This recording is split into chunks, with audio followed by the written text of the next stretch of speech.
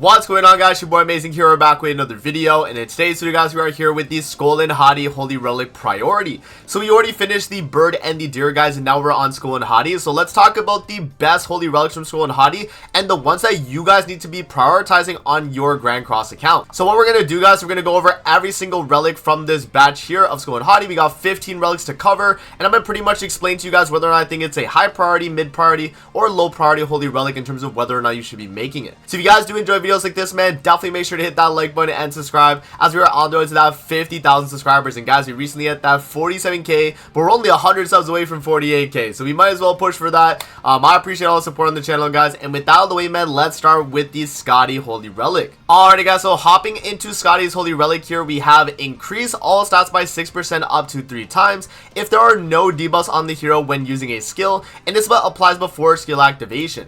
So this is actually a very good Holy Relic for Scotty. The reason why is because obviously Scotty has her own debuff skill on herself, and the way this works is that because the Holy Relic mentions that it applies before skill activation, you actually do gain that full benefit of the Holy Relic after using the skill. So you do gain the all stats, and it starts to stack up, so that's really good. Both the Scotties have it as well, so it's actually beneficial for both of them. And I mean, you have infinite all stats. There's no turn count on this all stats, guys, so you get up to, what is that, 18% all stats, no turn count, just infinite 18% all stats. I mean, that's really strong. This Holy Relic, I would say, is definitely a mid to high priority Holy Relic, depending on if you're using the blue Scotty on the Ratatosker. If you are using her on Rat, then this is definitely a high priority relic. If you are not using any of the Scotties at the moment in the game, and you're not planning on running blue Scotty for Rat, then I would say this is kind of like a mid to low priority relic at that point. Moving on to the Droll Holy Relic here, guys, we got decreases allies damage taken by 5% for each buff on the hero to a limit of 8 times. So you get up to 40% damage reduction, for the amount of buffs on your character. Overall, guys, I don't think that's that insane, especially now with Droll just not being really that relevant in the game. You can run him as Link, and this is definitely a good CC, like, Holy Relic for his Link.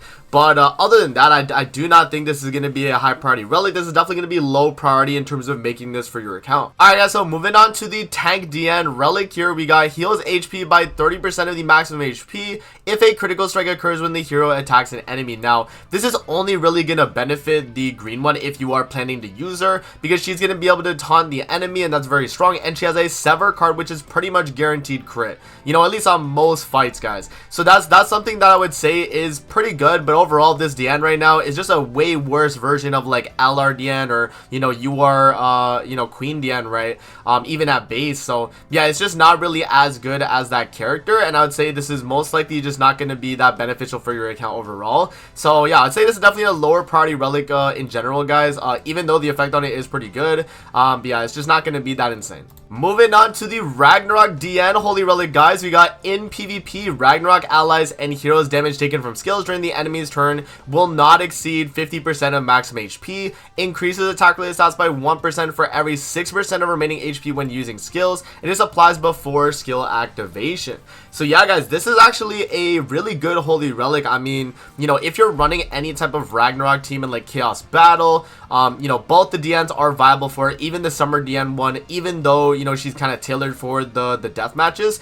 In Chaos Battle, this one's really low on points a lot of the time, and you're able to run her to be able to just get that damage cap and the attack related stats. So it's actually not too bad. It is limited to only PvP, and at the moment in PvP, this DN is just not good in regular, ungeared or geared, right? You're only going to see value in this Holy Relic when you're in Chaos Battle, when you're actually going to benefit, from facing a bunch of off meta teams, and that's when this DN will shine. But other than that, it's not too crazy. So I'd say this is definitely like a mid-tier Holy Relic overall, guys. Not something that you're gonna want to be chasing, but also not something that you want to kind of brush off, because if you do Chaos Battle, it's actually a very good relic. Moving on to the Matrona Holy Relic here, guys, we got a backline supportive effect as well, and it increases giant allies basic stats by 25%. This is actually, in my opinion, a high priority relic, or a mid to high priority, depending on if you're using this character on the guild boss. Because the thing is with this Matrona, right, she already provides 25% excluding PvP, so so you're only gonna be able to benefit from this in PvE, but the actual Holy Relic is for everything. So you would get 25% basic stats if you're running her in like Chaos Battle.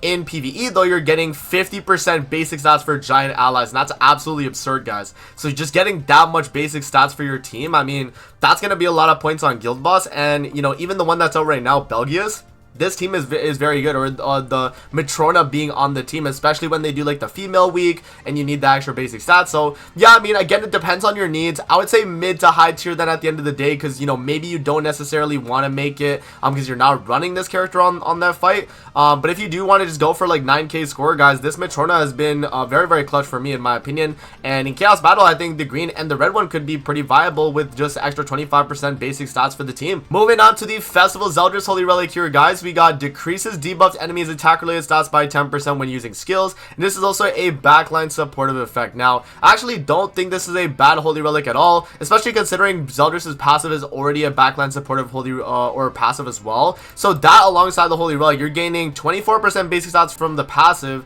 and then the Relic is going to make it so that they get attack related stat lowered by 10% when using skills. So that's actually not too bad as a supportive backline, you know, effect. And if you're running the Zeldris on like a fairy team, right? On a fairy team, it's actually stronger than running Helbram because you're getting more basic stats from his passive, and then the actual Holy Relic effect is allowing you to, you know, kind of lower the enemy's damage they do to you. So yeah, I mean, I guess this is a very good relic overall, guys. The only thing is with you know, this Zeldris right here is that he's kind of outdated though, so he's not as strong as like, you know, Ominous Nebula nowadays, and even like Demon King as well. So yeah, I'd say if you're running him for support, it's very strong, but because he's not really that viable nowadays in terms of PvP, I would say he's definitely like mid, yeah, around mid tier priority, because he would be good in Chaos Battle too, right? Like he has that viability. So yeah, about mid to high tier depending on if you're gonna be focusing on that type of content. But if you're really not you know, worried about that, guys, then I would say this is around like, you know, mid to low tier. Moving on to the Chandler Holy Relic, guys, this is actually a very good one right here. So removes debuffs from self when using a stand skill, so just cleanse,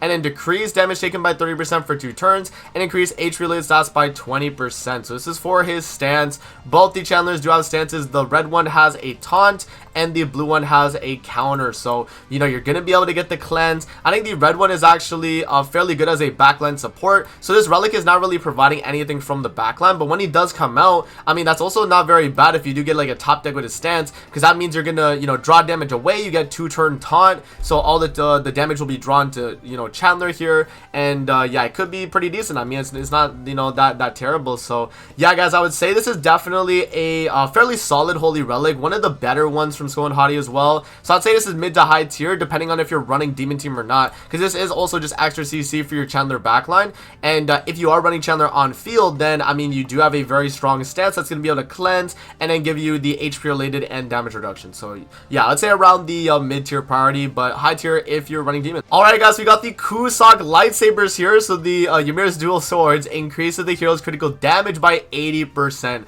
So that is a big amount of critical damage increase, but the problem is that this Kusak is just not really viable in the game right now. So overall, because of that fact alone, guys, I would say that, you know, this is not really a high recommendation in terms of the Holy Relics here for the Holy Relic priority. I'd say this is definitely a low tier priority because Kusak is just not really that great at the moment in the game. Alright, guys, now moving on to one of the best Holy Relics in the entire game, and that's honestly an understatement to how good this actually is.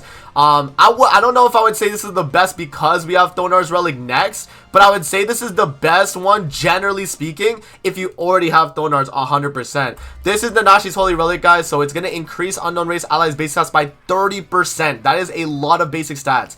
And then increase defense related stats of allies with 2 or fewer skills at the start of the ally's turn by 20% for 1 turn. And bear in mind that Nanashi was already a backline supportive character, guys, where he could reduce enemies' ultimate move gauge when they attacked into you, and you got max HP, critical resistance, and critical defense 20% with 2 or less cards in your hand. So that is very strong. Like, this character, in my opinion, has stood the test of time because of this relic. It's such a, you know, you pretty much cannot power creep this until we get a character that's gonna be giving more than 30% support for unknown team. That's really hard to do, guys. So this this is one of my higher priority relics from the Skoll and Hati. Definitely my number 2 overall, but if you already have Thonar's number 1 must pick up relic, it's that dominant for, you know, the unknowns in the meta. I mean, look at Milim, look at, you know, all these other unknowns. You can use this in a PvE as well. This is just all content. It's just absolutely absurd, guys. So yeah, Nanashi, just a very outstanding holy relic, one of the highest priority recommendations I'm going to be giving you guys. Moving on to Thonar here, guys. So this one is technically the number 1 relic in my opinion, because of the fact that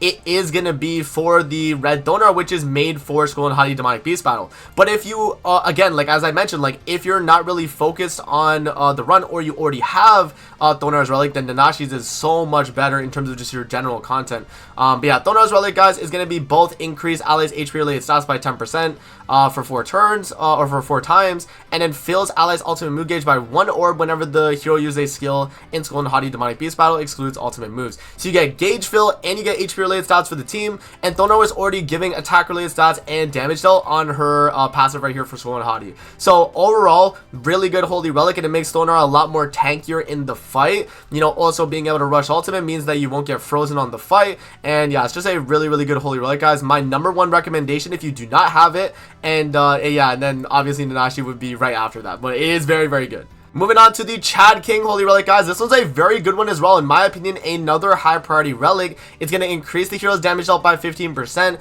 then increase basic stats of allies protected by the barrier by 15% as well. And remember that King was already able to provide a shield in his passive, and even the green one had a shield off the start of turn. So yeah, both of them do benefit from this Holy Relic, and it is overall very good, guys. So this is definitely one of my higher priority relics if you are using Chad King on your account. Very good. You're getting extra damage dealt. You basic stats for the team as well. Like that, it's hard to miss up, man. A very good holy relic, in my opinion, another high priority relic. Moving on, guys, we got the Awakened Mono Relic. Now this one's actually very good in like chaos battle, but other than that, guys, it's not a crazy relic. Increases 7 catastrophe allies damage dealt with all target attacks by 5% for each 7 catastrophe ally on the battlefield. So yeah, I mean, it's not even like a crazy amount of damage dealt, but the reason why it's kind of good in chaos battle is because this mono right here is providing basic stats in PvP, and you also get a crit chance at the start of the battle increase. So you know, that's very good as well. But yeah, I mean, overall, not going to be a high recommendation. I'd say probably mid tier, unless you really are focusing chaos battle. But yeah, I mean, it's not the craziest relic, but it can be good in some scenarios in chaos battle. Moving on to Elat's Holy Relic here, guys. This one, in my opinion, is just going to be a straight up low priority, guys. Increases allies base stats by 3% every time the hero uses a skill in knighthood boss battle. This is just not enough basic stats. If it was giving more, then I could definitely warn it maybe. But yeah, no, it's just not going to be enough basic stats. And none of these Elats are meta right now on the knighthood boss. Just none of them at the moment, guys. So in my opinion, this is going to be an easy low priority relic that you do not have to prioritize at all. Moving on, guys, we got the Gloxinia Holy Relic here. Now this one's going to be very good for chaos battle, but also really good right now in PvP because of how strong the fairy team is. So Gloxinia's Holy Relic here, and also for the LR Glox, is going to be in PvP, increases base stats of fairy allies by 5% for each fairy ally participating in each battle, increases fairy allies critical chance by 5% and critical damage by 10 for every debuff applied to enemies, and a limit of 4 times. Very good holy relic, guys, if you are running the meta, you know, fairy team right now in the game. If you're running Gloxinia, King, you know, Lancelot, and then you have your backline be like Ominous Nebula, or not Ominous Nebula, I mean, you know, the Festival Zeldris, right? Or you have like Hellbrim back. That is a very strong team, guys. In my opinion, the second best PvP team in the game. So this is definitely a higher priority relic if you're focusing in on the fairy team. If you have already built the fairy team and do not have this relic, this is a must-have pickup. But if you're someone that's not really focusing on PvP like that, you do not need this holy relic for Glox to be good on Ratatoskr or anything else that he's good in. So yeah, just kind of bear that in mind, guys. But yeah, very good holy relic. Can be a very high priority one if you are building fairies, but other than that, I would probably say it's about a mid-tier priority. It's not something that you must need, especially if you're not really focusing on that team, but it is very good. And then moving on to the final holy relic, guys, we got the Hawk Holy Relic. This is going to increase all stats of the hero by 10%. So yeah, I mean, Hawk again is not a crazy character, but 10% all stats is nice. So it's okay, guys. It's definitely okay. If you build your wild and you have the green Hawk as well, you can have kind of like a combo on Belmos. That's pretty a fun meme. But yeah, overall, just not really something I'm going to recommend. I would say definitely a lower priority relic. Alright guys, so just to wrap up on what are the best holy relics, my number one priority is going to be Thonars, just so that you're able to farm the rest of the holy relics. Bear in mind though that Thonars is not as strong as Nanashi's overall, but remember that once you get Thonars relic, guys, it makes your life so much easier in terms of farming, so that you get Nanashi's and you get, you know, all the other characters that I mentioned that were high priority. So it's going to be Thonar number 1, Nanashi number 2, I would say Chad King number 3, and then I would say probably Gloxinia and yeah, I'll probably say Gloxinia and Chandler probably around the 4 to be tied, right? Like it's very close. It would just depend on if you're running fairies in PvP or if you're running demons, you know, for that team. So yeah, guys, very strong holy relics from this one, Hati, man, and a bunch of them that you definitely want to be making. So I hope you guys do enjoy the video, man. That is going to be the video right there for the holy relic priority. I hope you guys did enjoy the video, and I'm gonna see you guys on the next one, man. Peace out. Have a great rest of your day, guys. See you later, man.